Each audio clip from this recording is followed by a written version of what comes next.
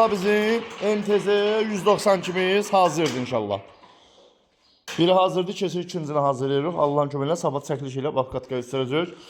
Bu bunun dizel motordur, bu bunun akkumulatoru, bu bunun hasarı, starteri bax. Hatta maksimum bunun el qazı. Alıp çoxaltmaq üçün.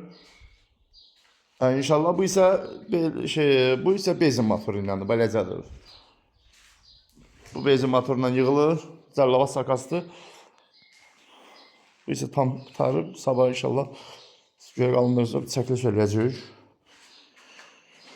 Rənksiz format çəkiliş eləyəcəyik, rəngsiz formada. Bir dənə Xodda Zeynal, Xodda mağına baxın. Biraz hillə oynasın. Bax, 4 təkərlidir. Bax. Turbo kompresör şey ver.